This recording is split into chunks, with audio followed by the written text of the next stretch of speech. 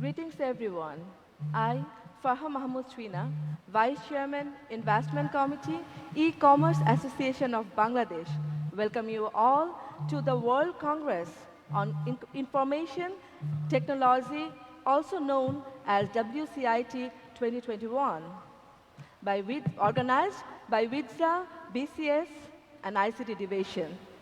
I will be moderating the session today on e-commerce and digital business, the flourishing sector to lead the future. To set the stage for the panel discussion, let me share one of my very favorite quotes of Jack Ma, founder and executive chairman, Alibaba Group. The most important thing is to make the technology inclusive, make the world change. ICT is an equalizer, and that is the theme for ICT 2021 this time. Before we begin the panel discussion, I would like to do a quick introduction on myself and the esteemed panelists.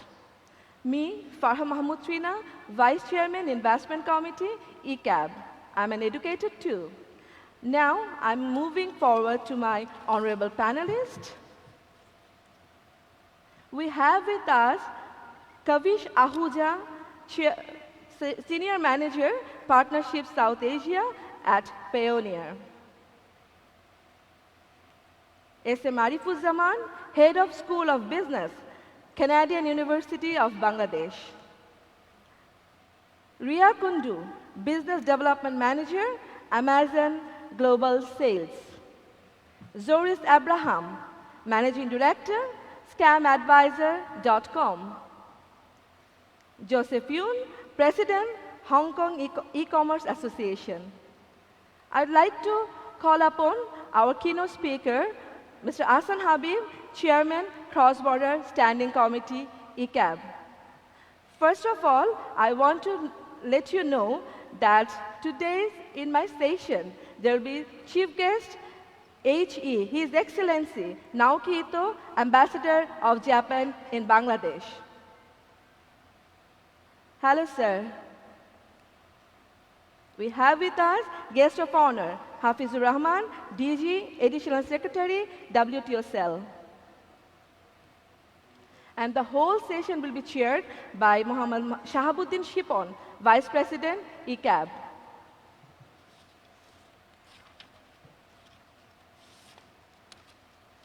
It is the worst of time, it is the best of time. One hand, the world economy is struggling to recover from pandemic. On the other hand, e-commerce, a new business model built on digital economy, digital technology, is growing exponentially and expanding the territory of the new economy. E-commerce plays an essential role in modern trade today. E-commerce is a means to facilitate rapid, inclusive, and sustainable economic growth, improving the living standards and alleviating poverty. On that note, I'm starting my panel discussion. First of all, I would like to call upon in online Mr. Ahsan Habib for your keynote speech. Chairman, Cross-Border Standing Committee, ECAB. Thank you, everyone. I hope everyone can hear me. Yeah, we can hear you. Okay, perfect. So, yeah, I'm Ahsan Habib, Chairman, Cross-Border Trade Standing Committee, ECAB. So, for today's presentation, I have prepared a few slides. Let me share it with all of you. So, 1 second. Yeah. So, I believe everyone can see my presentation. So, Perfectly, okay. all right. So first of all, Bangladesh e-commerce roadmap. So actually, what we have been doing in last 20 years, where we were back in 20 years back, and what we have achieved from 2014 to 2021. So that was a major, roadmap for us. So that basically started from 2000 when we did not have any kind of reliable online transaction system. Then back in 2019, online transaction was just starting. It was not even the flourishment, I would say. Then what happened is in 2013, basically purchase online using international credit cards started a little bit more. Then actually that I say that that is the first generation or first phase of our e-commerce in Bangladesh. Then basically what happened after ECAB started back in 2014 and our government, ICT division, our honorable Prime Minister, everyone basically they did see the dream of a digital Bangladesh. So if we think about digital Bangladesh, we need an infrastructure, and both the government and the e-commerce association and all other associations basically tried to create the ecosystem. So then basically the second phase started from 2013, and if you see from 2013 to 2017, number of internet user tripled from 6.5% to 18.2%. Then in 2020, we basically ranked 53rd out of 194 countries on the ITU's ICT development, and 18.3 million internet subscriber in Bangladesh just in 7 years. So that is why I was saying this was a very important time for us. And now in Bangladesh, we have over 30 million Facebook user, 22 million Instagram user. They use Messenger, LinkedIn. We have internet connection, and probably 154 million people basically have smartphone or have access to internet. So basically, that was a very important roadmap for us, and from there we started the journey. So next, how many e-commerce right now in Bangladesh, or how the digital business is working? So in the context of e-commerce, there are around 7,000 plus registered e-commerce sites who are doing businesses in Bangladesh. There are 30,000 plus e-commerce pages who are solely F-commerce. We call them Facebook commerce, and basically four types of businesses are being done here, which is B2B, B2C, C2C, and B2E. So these are the main business models here. So there are some many popular e-commerce startups in Bangladesh. So you can see some list of them, and they are doing really well. And even during the pandemic, they did super job. That 3 or 4 months there was lockdown in Bangladesh, and these e-commerce they did tremendously well, and no one had to go out of their home, and they did deliver the product to the home of every consumer they wanted to buy from online. So then if we shift our concentration a little bit about F-commerce fact.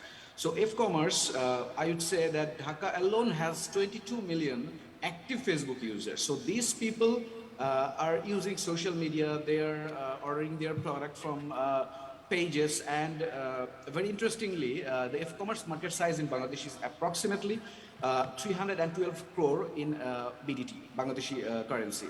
And very interestingly, 72% of F-commerce users are male, but 50% of the Facebook stores owners are females. So we see, when we talk about women empowerment, we talk about empowerment, and you see that we have created the ecosystem where 50% of the Facebook page owners, or who does business in Facebook, the owner is a female in 50% cases. So that actually shows how Bangladesh is improving, how the female in our country, they are contributing in our economy. And there are more than 300,000 Bangladeshi stores are opening in Facebook, and most of the users of the Facebook pages are also 18 to 24, because that is the majority percentage of people in Bangladesh right now. And yes, there are some minor and major challenges, but ShopUp and platform like that, basically they are trying to help the F-commerce stores, starting from order management to loans and Facebook advertising and whatnot, everything. So there are also some challenges where in this session maybe we can also talk about a little bit of challenges there, like delivery mechanism. We have a little bit of online fraud system. So we have one expert with us today who can, suggest us something how we can, avoid these fraudulent activities online, etc. And opportunities. So if we see the opportunities, so Bangladesh is not very new in cross-border e-commerce. We are doing wholesale business since 1980s, but that time we were doing just the wholesale business, like the our fashion industry and garments industry. They have been doing this since 1980s. But now what we have been doing is a lot of small entrepreneurs, SME, MSME. They are moving forward, and they are also exporting their goods themselves, except the garments industry. We are doing a lot of different other product as well. I'll come to that slide very soon. So our global reach is now USA, UK, Germany, Canada, Japan, UAE, Australia. These are one of the main retail marketplaces for Bangladesh, and create the sustainable ecosystem among SME and micro SME that we can create. And we are also helping and led hundreds of thousands of businesses to grow because Bangladesh government and ECAB is working together to create the ecosystem and help the economy to grow. So if I just show how it works, we have Ria from Amazon today. So just in a short scale, I can explain how basically the people of Bangladesh is doing the business. So basically, they're sourcing the product. They have some product, and they are selecting the marketplace, like where they want to sell it. Then they are listing the product. They're shipping the product like a bulk. Then from the warehouse, the product is being shipped to the customer, directly to the customer. So some people are using Amazon, some people are using Shopify, some people are using Etsy and other marketplaces as well.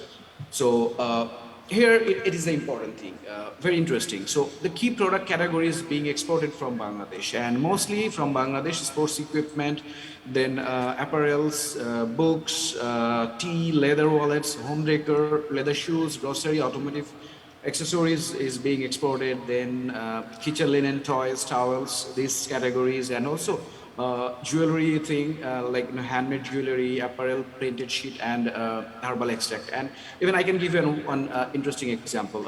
Last year, one of the businesses from Bangladesh, they basically started back in 2018 or 2019, and just in 2 years they did grow, like from 5,000 US dollar to quarter million US dollar per year.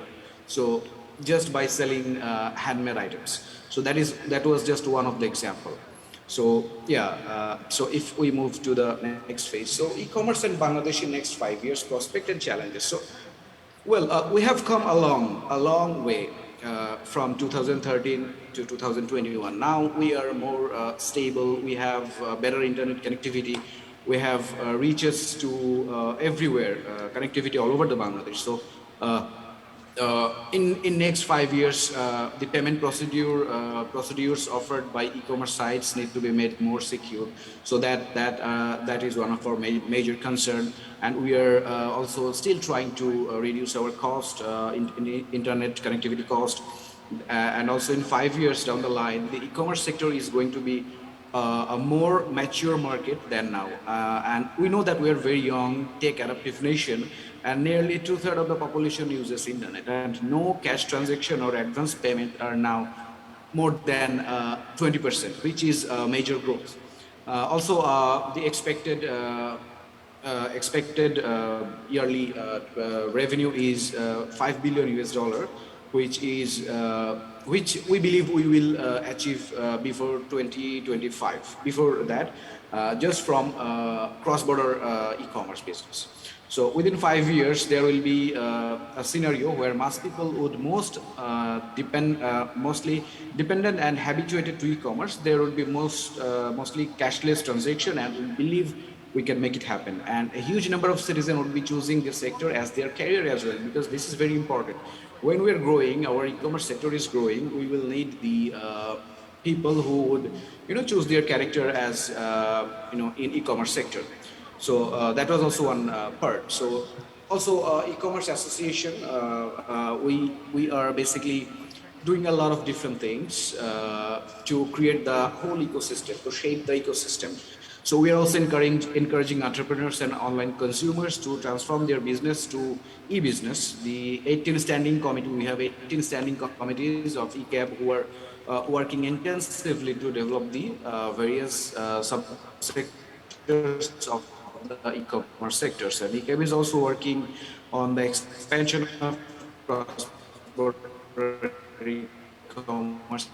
ECAB has more than 1,600 members onboarded as a member in e-commerce association, and also during the corona period, 1 lakh online mango fair we sold in Bangladesh locally, and 27,000 cow and goats by Digital Hut was the historical and effective initiative of ECAP with the help of government bodies. So this was a milestone for us. And 3,000 crore taka has been transacted in 6 months during 2020 in Delhi, being made every day, and 50,000 new jobs, training 5,000 youth, providing services to 6 million people through overall digital transaction, and 16 transaction of 16,000 crore Bangladeshi taka. So that is the goal, that is the thing we are working on. And we also have Kavish from Payoneer, Ria from Amazon, and I believe they will also explain some case studies and success stories that we have been already achieved today. So thank you everyone for watching the presentation, and later part we will discuss more about it. So thank you, Trinapa. Thank you very much, everyone, all the panelists. Now you can take the mic. Thank you so much. Thank you, Mr. Habib. It was very impactful and very insightful speech. We got to know many things about e-commerce and digital business. So now I'm moving to Mr. Hafizur Rahman, DG, Additional Secretary, WTO Cell. Sir, I want to ask you a simple question that can you please explain about the current e-commerce scenario, or what you think our e-commerce are heading to? Thank you, moderator. Thank you so much. Assalamu alaikum. Very good evening to all of you. First, I'd like to thank the organizer to invite me in this very valuable gathering.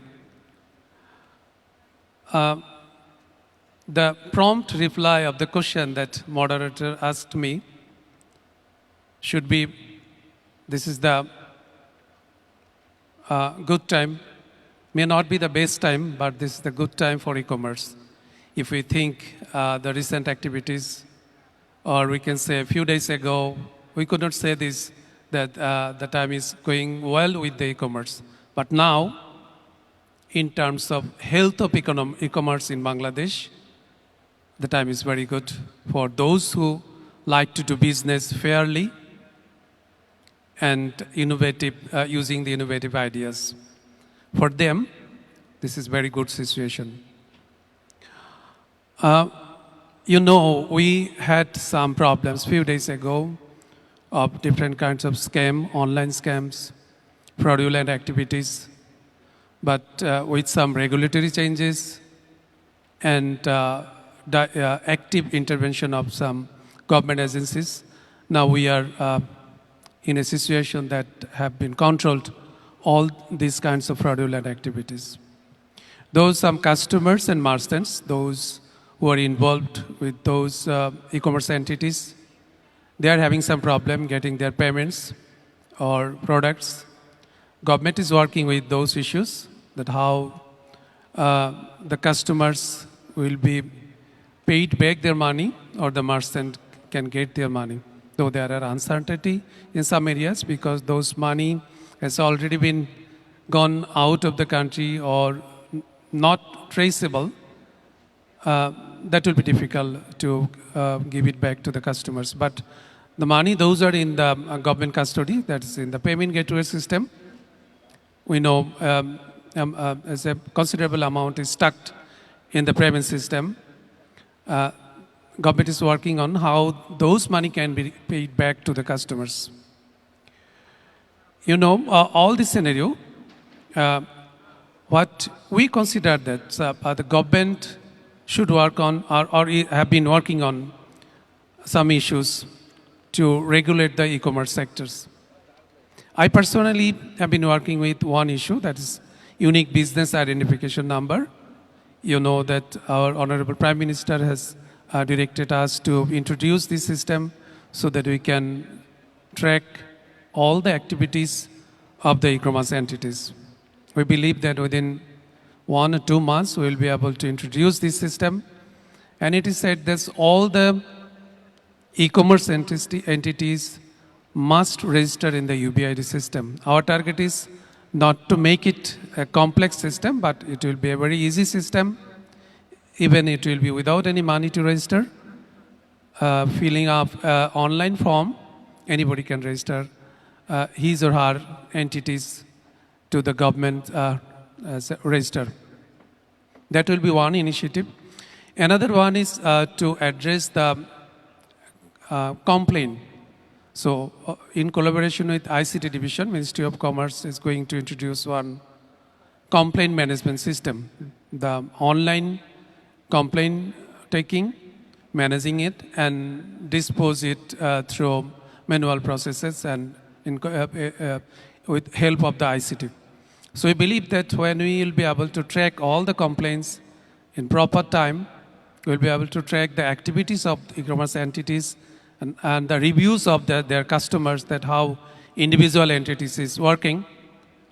Then in future, these kinds of scam that happened earlier, it will not appear again. Another one, you know that we are working with the manual escrow system for payment. Government is trying to make it online connected so that when delivery message is gone to reach to the payment gateway, they can immediately release their fund to the e-commerce entities. These are the areas that we are working on, the government have been working on. But in other areas, as Mr. Hassan Habib, he mentioned about that there is no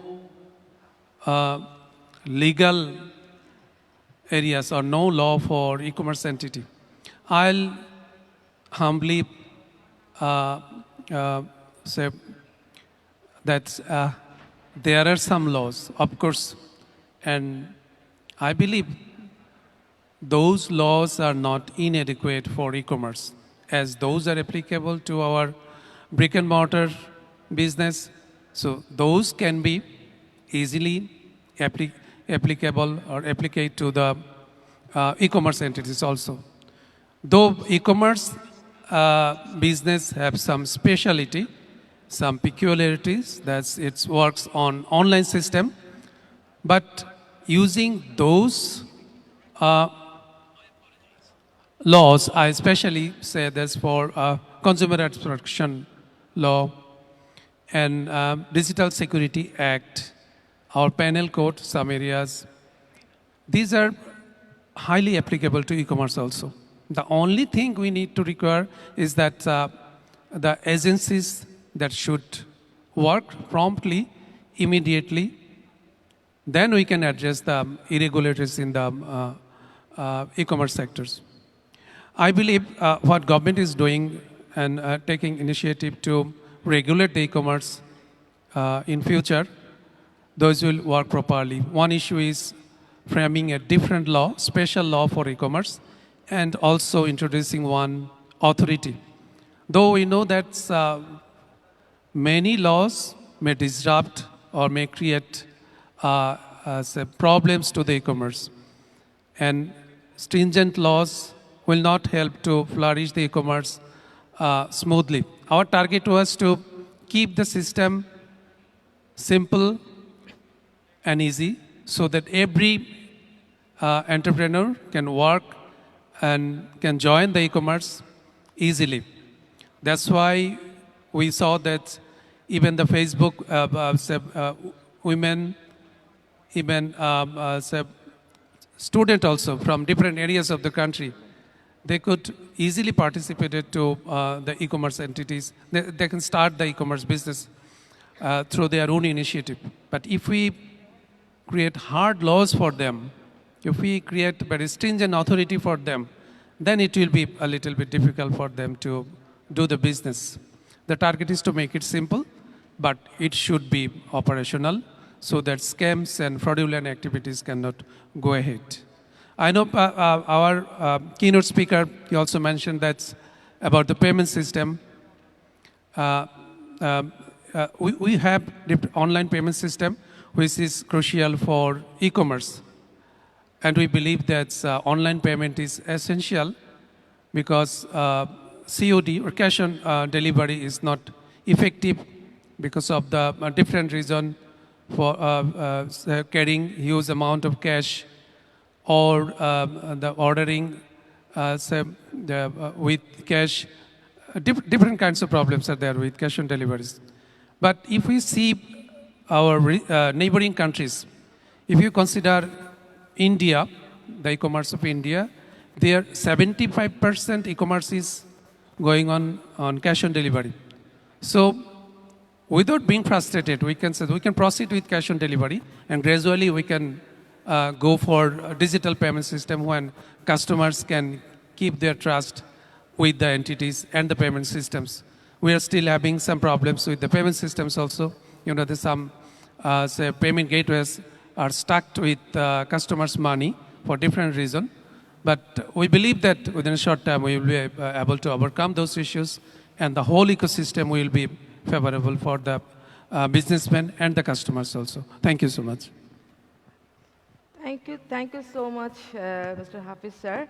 Yeah, we are struggling a lot with e-commerce policies and, every single thing. But by your speech, we got to know that government policy is helping us, and they will be more strong and effectful for us to flourish this sector. So moving on to my next guest, I would like to call upon our chief guest, His Excellency Mr. Naoki Ito, Ambassador of Japan in Bangladesh. We want to know about Sir Mr. Naoki Ito's valuable speech. Thank you very much, Trish. Thank you very much for inviting me to speak at this session. I'm so pleased to be part of this WCIT e-commerce section. I think this is really timely to have this session in light of this growing market of e-commerce here in Bangladesh and of course outside the country. Particularly under this corona pandemic, every country, the opportunities for e-commerce have increased, particularly home appliances or food-related business or content business. In those areas, definitely e-commerce has been a very, very important tool for growing business under this very, very difficult situation of corona pandemic. In Japan, unfortunately, travel-related e-commerce business fell down, but home appliances, food-related e-commerce has grown more than 20%. So I think now in Japan, the sales rate of sales B2C through e-commerce is about 8%, and B2B sales ratio is 34%, and the ratio is growing. I'm sure that in Bangladesh, in light of these potentials of young population, as well as a growing number of internet users, and also the number of mobile banking users. So those numbers are rapidly growing here. So no doubt that e-commerce is going to be a very, very important driver to realize digital Bangladesh. And also development of e-commerce is indispensable for the inclusive economic growth of the country. In this conjunction, I'd like to congratulate ECAB for their wonderful work that has been contributed to the advancement of e-commerce business here in Bangladesh, as well as organizing today's session. I think I have been invited to speak in this session because there are some expectation on Japan's role to advance the e-commerce sector here in Bangladesh. And I think one of the significant development in related area is the decision by SoftBank to buy some shares of Bcash here. So this Bcash is, of course, the mobile payment service company, which has a very, very successful. But the fact that SoftBank decided to, say, input money into Bcash means that companies like SoftBank recognized this well-running system by Bcash. I think that is a very, very important message from outside investor to Bangladesh. And if Bcash is going to be successful even more as a result of the SoftBank's investment, then I think following prospective investors will come into the same area, e-commerce area. I think that will provide tremendous opportunities for Bangladesh to make e-commerce business, e-commerce sector more mature with the, say, cooperation, collaboration with companies, of foreign companies like Japanese companies and elsewhere in the world. So I think in that sense, this SoftBank's decision has a very, very symbolic meaning to the future of the related sectors development. I think there are some important areas, and another area is human resources development. So, of course, Bangladesh is rich in its IT engineers, but I think even for the future of e-commerce, further human resource development is important. So Japan, JICA has been training IT engineers for the last 3 years and sending those to Japan. Now close to 200 Bangladeshi engineers are working for Japanese companies, IT companies in Japan. And I think this kind of training needs to be continued so that IT engineers will have a better skill as well as a good experience working for foreign companies. And that will have also impact on the domestic companies in related sectors. I learned that there are at the moment several Japanese companies which are thinking of entering into e-commerce business or selling their products through e-commerce here in Bangladesh. So hopefully in the very, very near future, some of the Japanese companies will be more visible through e-commerce platforms here in Bangladesh. And I talked to a couple of Japanese business people here in Bangladesh and asked what would be the potential challenges. And they said the 2-3 areas as potential challenges. Number one issue is actually logistics, delivery system. I think that's the recognized as the most acute challenge, because e-commerce, I think timely delivery is a very crucial for the success. Quick delivery is very, very crucial for the success. So I think logistical support and facilitation of logistics would be very, very important. And another area the business people told me is that still there are some shoddy goods or poor quality goods or counterfeit of goods. So, if those shoddy goods or counterfeit are not really excluded from the market, so the confidence will not be given to the system or framework or platform of e-commerce. I think that's the second point you might like to address.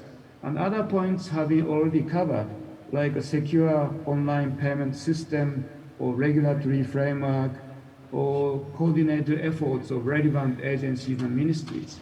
I'm sure that as Mr. Hafizur Rahman has already talked about, so because of what happened recently, I think government will accelerate effort of facilitating regulatory framework as well as advance some coordinated efforts among relevant ministries and agencies. So I do really hope that Bangladesh will see a better future of e-commerce in the very, very near future. Japan and Bangladesh will celebrate 50 years of diplomatic relations next year. So I do really hope that even in the e-commerce sector, next year will provide good opportunities for developing our partnership.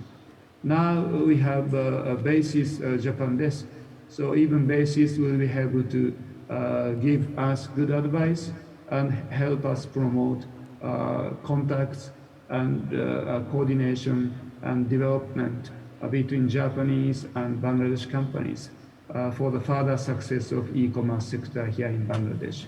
So thank you very much for having me, and I am looking forward to listening to very engaging panel discussions. Thank you so much.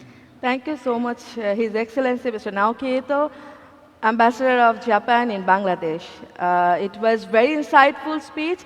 I really wanted to know the collaboration thing with cross-border e-commerce and Japan marketplace. Already you have mentioned that, and thank you very much for that. So moving into our panel discussion. So first, I would like to get online Mr. Zoris Abraham, Managing Director, scamadvisor.com. Hello, Zoris.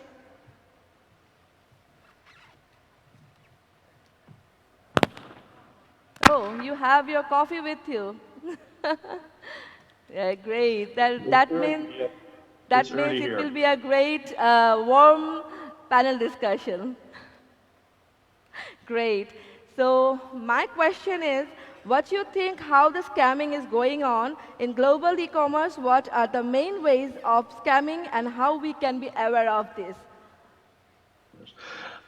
First of all, thank you very much for having me. I prepared a short presentation. I'm not sure if it's possible to show. Yeah, it is very much possible, sir. Thank you. Next slide, please. So, as the chair lady was already saying, my name is George Abraham. I'm the general manager of both the e-commerce foundation as well as Scam Advisor. Next, please. And Scam Advisor was founded by a developer from the UK. And the reason he developed it is he bought a golf set from Asia. It proved to be fake. And as many of you might know, nothing is as dangerous as an angry developer. So he started to develop scamadvisor.com. Next, please. And scamadvisor.com is a website where consumers can check if a website is legit or not. And you type in a domain name and you immediately see if a website, what's the likelihood of a website being legit or a scam. And why this is important is that at the moment, depending on the country, 3 to 5% of all the websites are actually scams. And scamming has become a big business. Next slide, please. So how the algorithm works is we collect more than 40 different data points, and based on that, we determine a trust score. 1 meaning the website is very, very, very likely a scam, and 100 meaning it's very, very likely legit. And we scan more than 1 million domain names, new domain names every month, and we are visited by more than 100,000 consumers every day. Next, please.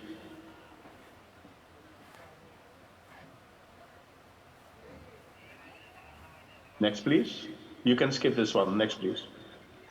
So maybe taking one step back. Next slide, please. What are scams? How we define scams is when a consumer buys a product which is either a fake or is not delivered, but it can also be a service. We see at the moment many scams in the cryptocurrency side where people invest in cryptocurrency and they're scammed. Next slide, please. So it's not bad reviews. I mean, as you know, Apple.com, ASOS are legit companies, but their ratings on the internet are terrible. But bad reviews doesn't mean necessarily they're scam. Next slide, please. So what we see happening is that scams are part of overall cybercrime, and cybercrime is rapidly increasing. And the scammers not only sell fakes or do not deliver goods or services, but they also are into phishing, into malware, into extortion.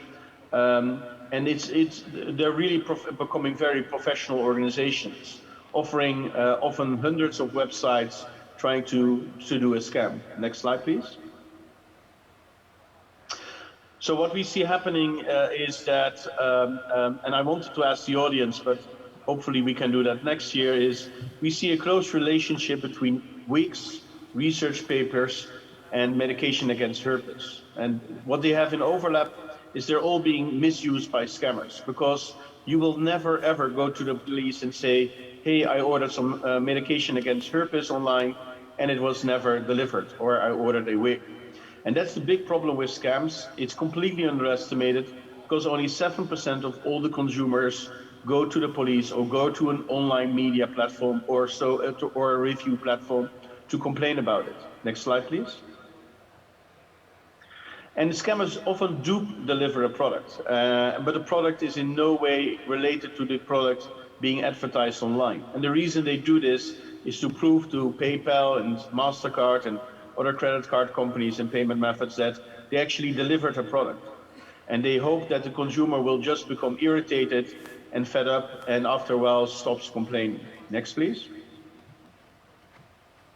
So we often get questions from consumers, and you will be amazed, and I'm very sorry to say it's mainly males who send us an email about this website asking, hey, can I really earn money here? I'm sorry to say, no, it's not the case. Next slide, please. Anybody can get scammed. The idea that only people with a low education get scammed or stupid people is absolutely not true. We have done a survey amongst thousands of consumers, and we see actually that people with a PhD degree get scammed often more than people with no education. And the reason is that the scams are personalized. They're not the emails we often receive saying that we won the lottery with $1 billion. Those scams are not meant for us. We are scammed in a different way, where the scammer takes 3 months, 6 months, or 12 months to prepare the scam and builds up a relationship with the potential victim. Next slide, please.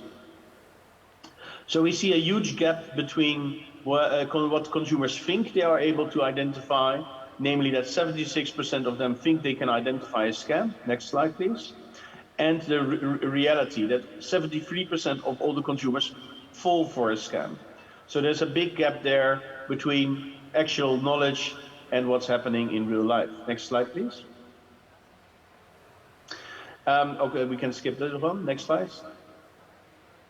So as I said before, scammers are professionalizing. They're personalizing scams more, using our data on social media.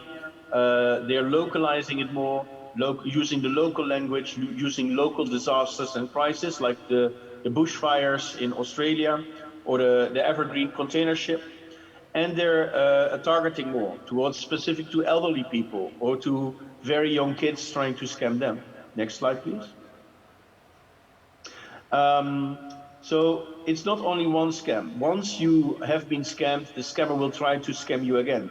So we see very regularly that a consumer gets an email saying, hey, you ordered from this web shop, the product is at customs, but you need to pay a custom fee. So it's not one scam, it's a continuous scam. Next, please. And if you're really unlucky, and unfortunately a lot of people are from all over the world, is that you end up on the donkey list. So your contact details are shared with other cyber criminals, and they will approach you again saying, hey, we saw you invested in this cryptocurrency website and got scammed. We can help you recover your money. So they will approach you and say, you have to pay a little bit of money and we can get your money back. Next slide, please.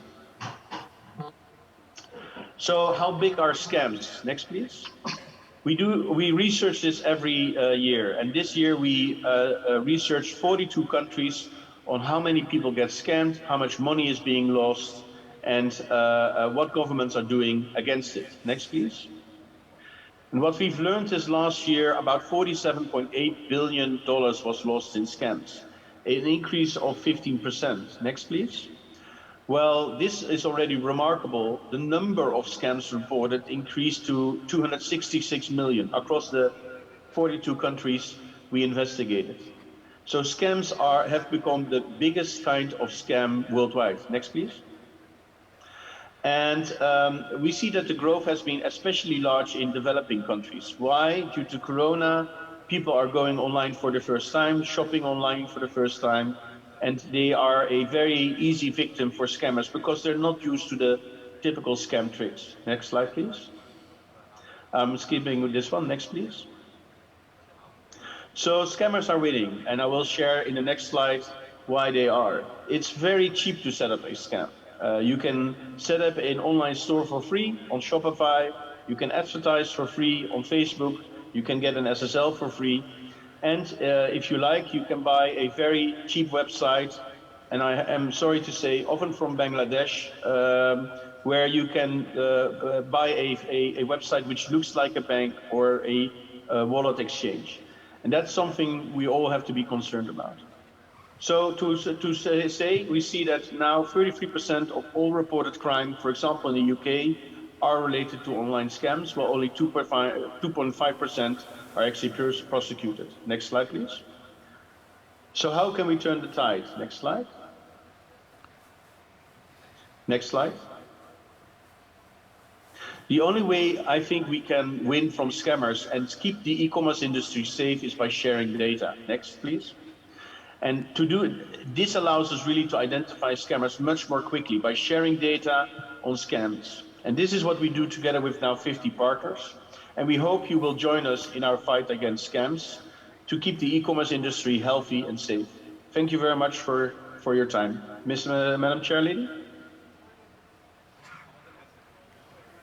Thank you very much, Zoris. This was very important for the online entrepreneurs to know about the scamming. Thank you so very much for your very much valuable and insightful speech. We'll definitely hook you up with these issues. So thank you so much. Moving to our next panelist, Joseph Yun, President, Hong Kong E-Commerce Association. Hello, Joseph. I hope you are fine.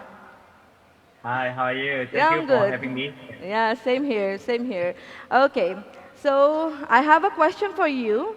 How Hong Kong and Bangladesh can work together to create easy access in e-commerce in terms of wholesale and retail? Over to you, Hi. Joseph. Hi everybody. Nice seeing you in Bangladesh. And my name is Joseph from the Hong Kong Federation of E-commerce. Now, speaking on the opportunities between Hong Kong and Bangladesh, I guess the question will definitely have to open up into the from Hong Kong into the mainland China market. And the mainland China market, I think there's one area on the cross-border e-commerce that we can look into, both from Hong Kong, China, as well as in Bangladesh. I think there's fair amount of market that is available for mainland Chinese people buying products from your country.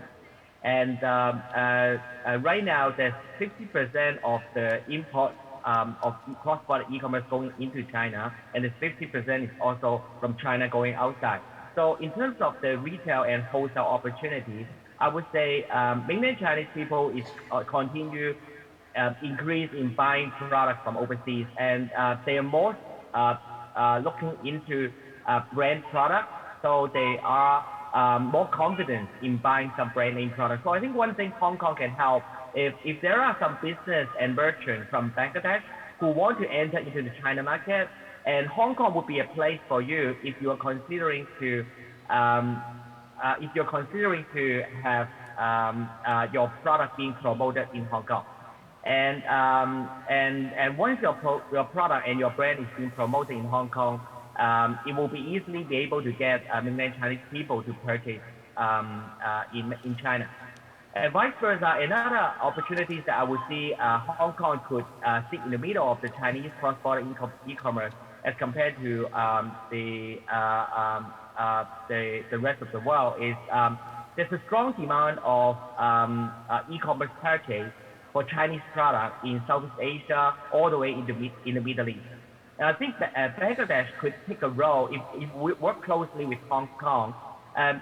Since you know that Hong Kong is a free tax um, city, you can use up Hong Kong as a warehouse facilities, fulfillment facilities to store up all the demand of Southeast Asia, Bangladesh, or even all the way up to the Middle East, where you can capture all the demand of the products that these countries would like to get from China and have them stored in Hong Kong first, since it's a free tax city, right? And then you can use that warehouse facilities then distribute it to countries like Southeast Asia, Bangladesh as well, and all the way to the Middle East. That would be a very high demand and a good opportunity for doing the wholesale business for getting the Chinese products selling out of China. So I hope that these two tips would be something that I'd like to share to the audience. And if you do have such a demand and requirement, please come connect with me, and I'm happy to get any merchants or any business in touch with the Chinese and the Hong Kong local business and to make a success. Thank you very much.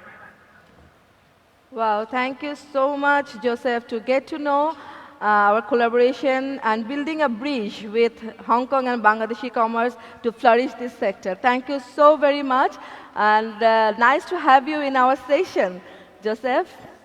Okay. Welcome. So moving to our next panelist, Mr. Kavish Ahuja, Senior Manager, Partnership South Asia at Pioneer. Hello, Kavish. Hi everyone, how are you? Good evening. Good evening. So nice to have you with us. I have a small question for you. We know that Pioneer is working in Bangladesh for a long time, and what we can expect from Pioneer in terms of cross-border e-commerce. Okay, great. So, Pioneer is at an intersection of bunch of things in Bangladesh. First is cross-border e-commerce. Second is IT outsourcing, B2B exports, freelancers. Everybody who is exporting from Bangladesh in some shape and form, be it e-commerce services, IT, Pioneer has a solution that can help them get paid. Our vision for the local market is to support all the uh, e-commerce sellers, freelancers, IT companies, small and medium-sized businesses to get paid. Uh, Pioneer overall is also very uniquely positioned in the region to support with the kind of focused products that we have for the market, the kind of focused services that we want to offer, dedicated account management, etc. Overall, we strongly feel that Bangladesh, the potential of the region is growing tremendously. If I look at Bangladesh, what it was, I mean, in terms of the kind of payment volumes that we process, uh, if what I see of what it was like 2 years back and what it is now, the growth has been nothing but fantastic. I mean, overall, we are seeing very strong year-on-year growth. Overall, we are seeing very strong uh, opportunity that is growing in the market. We are seeing new categories which are booming from the region. We are seeing new IT export verticals which are booming from the region. We are seeing more autonomy in sellers in launching themselves on marketplaces like Amazon, etc. On also launching their own website to sell cross border. So what we have seen in last 1 year is that sellers are more independent now in Bangladesh. They have more hunger and vigor to go and sell cross border in the markets like US, UK, Europe, etc. And what we also see is that there is more adoption for the products that we have in the region. For example, one of the good things that we do is that you could use Payoneer to make a payment to a supplier in China, or to make a salary payment to an employee in Bangladesh, etc., etc. So we are seeing more adoption to the Payoneer features, which have been around for quite some time. But in the recent past, at least in the pandemic period, we have seen more adoption of our features. We have seen more e-commerce sellers wanting to use Payoneer for the full potential, more e-commerce sellers wanting to use the Payoneer cards, etc., for advertisement spends. So overall, we see a very strong, we have like very strong indicators that show that the market is just going upward. I also happen to be from India, so I have a lot of experience from the Indian cross-border e-commerce of how it has grown in the last 5 years. And I see a lot of similar trajectory, which I see in India, that sellers are now understanding how they can benefit by selling cross-border. The overall supporting infrastructure, logistics, providers like Ehsan's company, for example, digital marketing agencies. There is a very strong ecosystem that has developed in last 1.5 to 2 years. So if we just go back in time, in 2018, it was slightly difficult for an e-commerce seller to just start and launch their own online business. But with the growing ecosystem, more providers, more support systems, more tools, it is much more easier for an e-commerce seller to get started. And last but not the least, with dedicated focus of Amazon in the region to be able to launch more sellers to sell cross-border, I think that's the cherry on the cake overall, and a very, very positive indicator of the fact that we are heading in the right direction. And Payoneer is very strongly positioned to help the e-commerce sellers to sell cross-border. And our products, be it the virtual accounts, the cards, I'm sure pretty much everybody is aware of what we do as an organization. We are focused on localizing as much as it is possible for the local Bangladeshi e-commerce community, and will continue innovating to add more features as and when it is asked by the e-commerce sellers. For now, the focus is to enable each one of them to sell cross-border, and we want to be not just a payment solution, but an overall ecosystem enabler. So that's pretty much of what I have to say. And one very important learning that I also see of personally working with so many e-commerce sellers in the region, also working with a lot of service providers, is that the market has a lot of hunger to grow. With the right supporting infrastructure, I think Exactly. it has the potential to pretty much beat any other country in the region. So Exactly. that's about it from my side. Exactly. It is a potential sector, I must say. And thank you very much, Kavish, for your very much valuable speech. We should work together. If we work together, we can create a buzz. Definitely, we can flourish our sector, right? Thank you so much for being with us. Now moving to our next panelist, Mr. S.M. Arifuzzaman, Head of School of Business, Canadian University. Assalamualaikum, Bhaiya. So, I have a question for you. Do you think that our education system is ready to prepare the graduates to take the challenges and leverage the opportunities? What are the initiatives to be taken to reform the education system?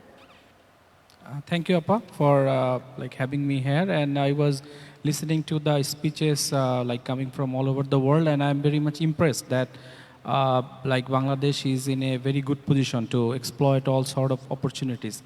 But unfortunately, I think that our education system is not that much prepared, especially if you look at some of the issues. For example, the digital marketing, that has become very important. But unfortunately, what I have observed that not necessarily all the time the business graduates are doing it. Everybody is thinking that it is something different. But digital marketing means what? Like doing the marketing in the digital space. So without much knowledge, like in marketing, if somebody do that, I think that they'll be doing it in a very different way, and the wrong message can be given. So I believe that our education should be reformed completely to I think that equip with all sort of skill set and like the parameters, so that the graduates, they can understand the digital business, e-commerce business, and they can take enough preparation. So there should be huge reformation needed. And especially if you look at the education system, I believe that, I always believed, I have been in the teaching sector for the last 18 years. So what I have observed that when you talk about any sort of reformation or any education system, we ignore the most important players of that education system, that is the faculty members. Recently, I was going through one article. It has reported that Bangladesh education system is not doing that much good, and they have identified that for any education system to do well, 80% determinant factors are actually the faculty members. So I believe that our faculty member should be at first trained very well, and they should really understand and appreciate the e-commerce and the digital business, because the whole world is now, they're relying on the digital business. So digital business is the reality, and you really have to go with this concept. No way the traditional concept will come back. That we have to understand. And every courses that we design, the digital, the component, digital business part should be there. So I believe that the first initiative should be taken so that we can train our faculty members so that they should understand the digital business and the e-commerce business. And secondly, the curriculum should be updated and taking the information from the market, because if you look at the e-commerce and the digital business, this is a very new thing. So where we need to understand from the practitioners. So the practitioners should be included in the curriculum design. And another important aspect that I have observed from my experience, that especially in the context of Bangladesh, I have observed that still when you talk about the e-commerce or digital business, we are still focusing only on the buyers and sellers. But if you look at the e-commerce and the digital business in the advanced economy, you will see that so many other parties are involved there. So this is called the new business model, where the affiliate marketing and all so many different ways people are involved in the business. For example, today, I'm very impressed to see the scam advisor, fantastic tool. But I don't know how many people in Bangladesh will know about this one. So these are the actually third parties. And to flourish the sector, I believe that the industry should be ready for the other like the players other than the sellers and buyers. Especially, I will ask to focus on the e-business part. When you talk about the e-commerce, that's okay, it's a selling part. But whether our employees and whether we are interacting with our suppliers using the digital platform, that is another important key. From my experience, I have found that those who are involved in the e-commerce business, they don't have the right mindset. So as a result of this, they are using the e-commerce, doing the e-commerce, but they are not taking any initiative to, use the advanced technologies, so to reduce their operating cost. So as a result of this, their expenses are so high. So as a result of this, they cannot actually keep the prices low. So I think their customers are not that much attracted. So these are some of the things that should be discussed, that should be included in the course curriculum. And then if we can take the advantage, the leverage and challenges of the e-commerce and the digital business. And last point that I want to mention here, when you talk about the e-commerce and digital business, I believe that rural part is actually totally ignored. And in my opinion, the internet speed connectivity, these are actually still in very poor condition. I have been used the Zoom platform for the last 1.5 years. Sometimes I got interrupted. So I really feel bad for the students, because to, I think, facilitate the proper learning, we need to give our students the internet facility at a very lower cost. And in one of the programs, I was mentioning that now the students should be given the opportunity to have a very basic kind of, I should say, a tab or anything, where only they can use the educational materials other than the different sort of apps, and that the cost should be very lower. So I think that some industry should take the initiative so that they can come up with a very basic kind of tab, which is missing. For example, in Bangladesh, nowadays the parents are scared to give the that freedom to their child, because they are going to the different types of sites. And I have found so many different types of complaints from the parents. So I think that our students nowadays know where we can get ourselves away from this digital platform. So we have to equip the students from the very beginning, but we have to give them a very safe platform. So these are some of the initiatives I should say that we can take, and then you can take this industry forward. Thanks a lot. Thank you so much, Mr. Arifuzzaman, for your very insightful speech. Yeah, so true. We need to be very focused on education system so that next gen can do business with less scam and fraudulence. Thank you so much for your speech. Now moving to our next panelist, Ms. Ria Kundu, Business Development Manager, Amazon Global Sales. Hello, Ria. Hi. Hello everyone. Hi. So nice to have you here. Yeah, same here. Okay. So for you, I have a question that we know that Amazon is working in Bangladesh to create a global e-commerce ecosystem, right? So can you explain what that includes and what plans Amazon have in next 5 years? We should know about it. Sure. I do know. I have some knowledge. So I'll just start with a brief presentation, not an online one. So hello everyone. I'm very delighted to be part of this event. And I'm Ria Kundu. I'm a business development manager in Amazon. And I have been working with the Amazon global selling team from India headquarters from the past 2 years. And I am responsible for launching, educating, and growing growing business sellers from Bangladesh on Amazon global selling platform. So we all know that Amazon is virtually present in Bangladesh from the past 3 years. What we mean by virtually present is that Amazon is virtually operating, launching sellers in different marketplaces. However, till now, Amazon do not have an office in Bangladesh physically. But we are working with a lot of sellers, manufacturers from Bangladesh, and a lot of service providers as well. Until now, we have seen close to 700 plus sellers on Amazon platform, selling across 18 different marketplaces all around the world. And Amazon do have plans to expand more in the coming years. Now the basis of Amazon business is about helping customers buy products directly from the manufacturers. We all know that. Now that brings us to the point of helping sellers to go B2C. Now here in Bangladesh, we have seen that B2C is a fairly new concept for cross-border exporters. Considering few hindrances and all, we are still looking to grow big with the manufacturers, along with the policies that Bangladeshi government is taking to help these manufacturers grow internationally on Amazon, since it is a B2C concept. Now, we have also seen that there is a steady growth of 15 to 20% annual sales from these sellers who have already launched on Amazon platform.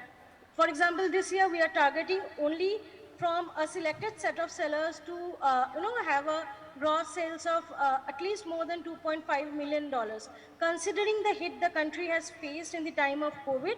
However, the pandemic has also seen a growth in the digitalization and the future prospect of e-commerce business. Like for example, a few sellers which we have talked last year who were still a little hesitant of going e-commerce or going online have seen a difference in the state of mind in them.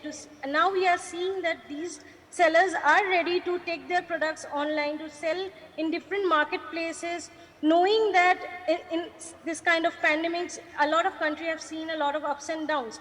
But we have also seen like few countries who have faced the hit to a large extent. There are other countries like US and all, due to their highly powerful economic status, they have seen a growth they have like recovered themselves within a span of year.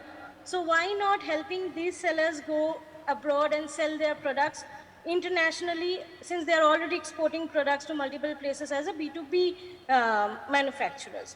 I would like to take few examples. For example, what Mr.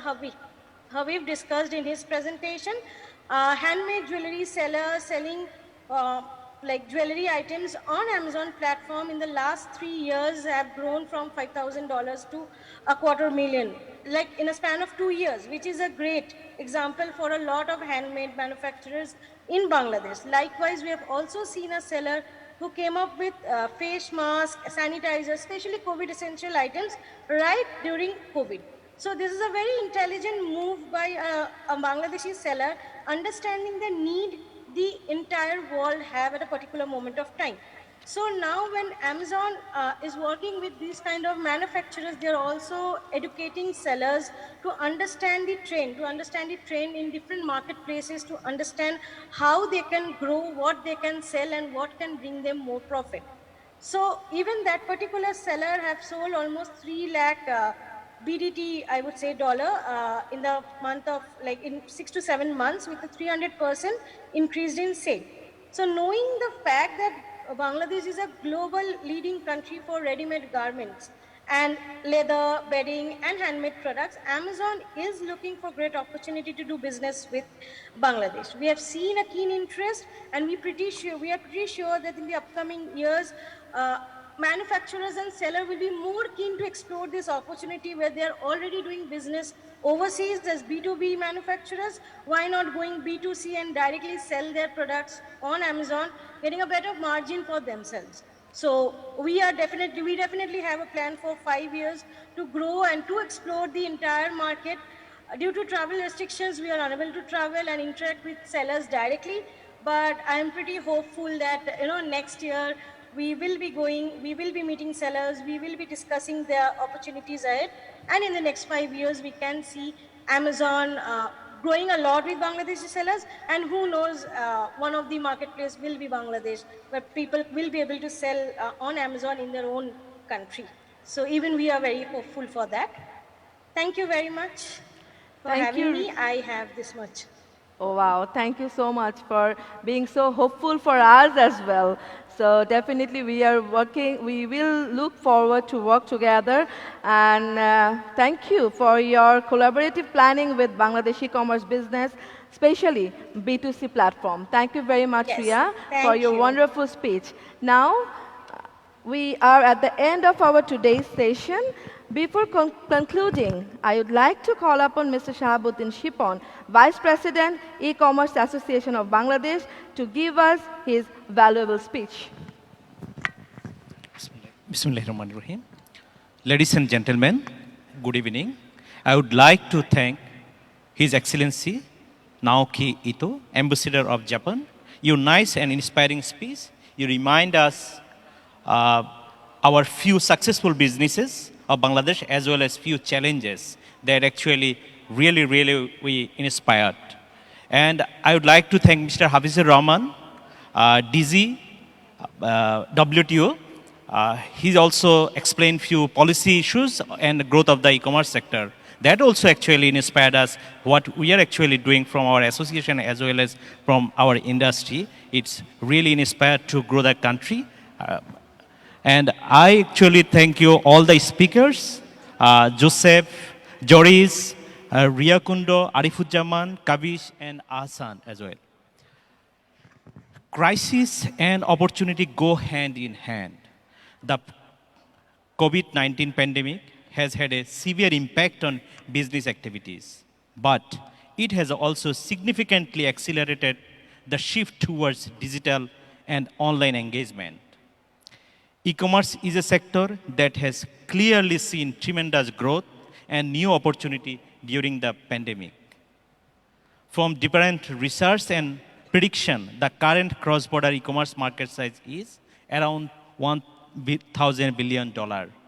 And it would be $4,800 in 2026, as we are producing country of garment and accessories, leather and footwear, pharma and agriculture, and many more. We Bangladesh have a great scope to explore cross-border market opportunity. There are mainly two methods of operating cross-border e-commerce. One is online store of the firms via the cross-border third-party platform like Amazon, eBay, AliExpress, etc. The other is the online store of firms built by themselves for export market expansion. Based on the analysis of cross-border e-commerce process, we explored few factors which may affect cross-border e-commerce in Bangladesh, namely e-marketing, electronic payment, electronic customs, and international logistics. Our country is not yet accepting most of the advanced cross-border payment system. including people. But Pioneer is working here. Our manufacturer, entrepreneur, yet in need of advanced education of global marketing, shipping, and localization, need to make documentation, tax, customs, and other process super easy, online, and paperless. E-commerce need to be more inclusive. MSMEs in our country still face significant challenges in starting their online business. Lack of digital infrastructure is seen as a major bottleneck. I hope our government and policymaker will take initiative about the cross-border opportunity and make the policy guidelines for this sector as earlier as better. Ladies and gentlemen, once again, I want to state that we are all most grateful to all guests and speakers on this occasion. We thank you for being with us this evening. It has been a great pleasure for us. Thank you. Thank you very much.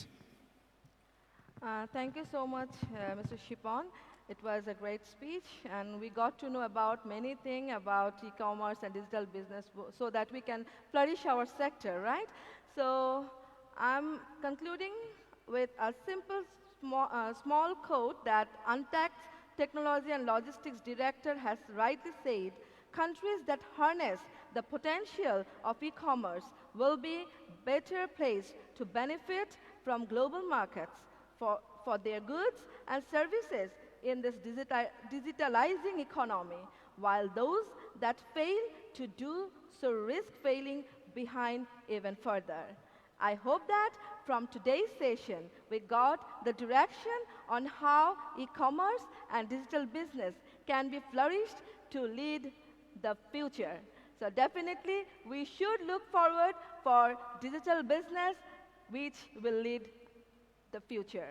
Thank you very much, audience, to show your immense patience for being the lovely audience today. And thank you, our all super wonderful panelists, for your wonderful speech.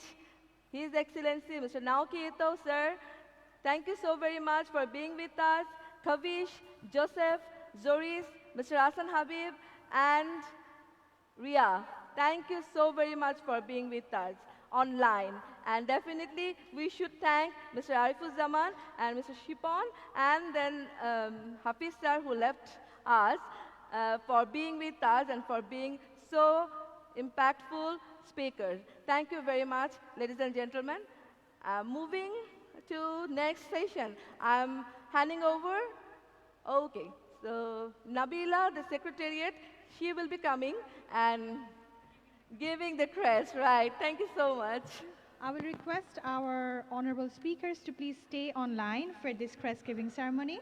And thank you so much, our honorable moderator, for inviting me on stage, Ms. Farah Mahmood Trina, Vice Chairman, Investment Committee, ECAB. I would like to request our honorable panelists to come to our pink zone in the equal sign and receive the crest from Mr. Muzahid Alberuni Shujon, Joint Secretary, Bangladesh Computer Committee. Please join us on stage for the crest giving ceremony. I would like to request all of you to please step forward, and I'm requesting him to come on stage.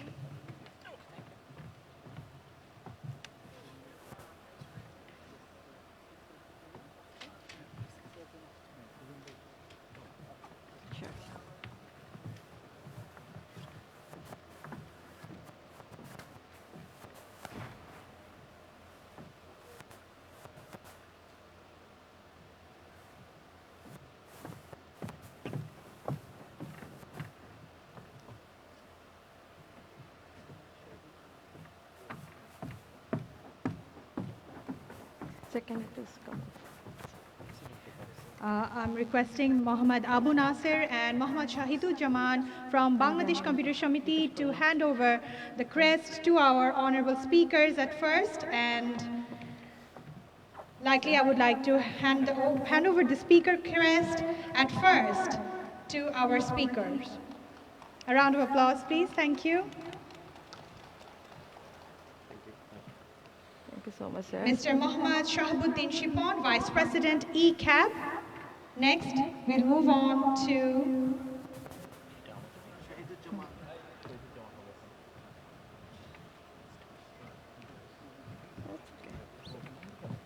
No problem. to the next speaker, Shahidul Jaman. Yes.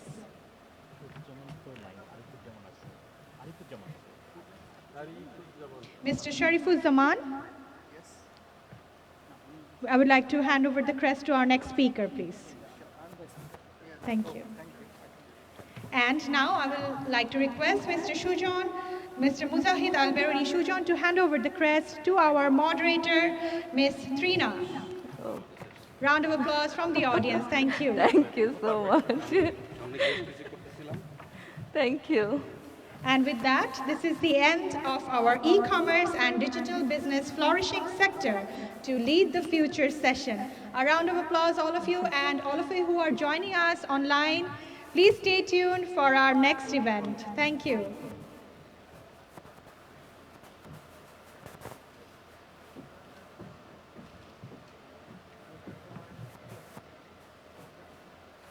Nabila, please join.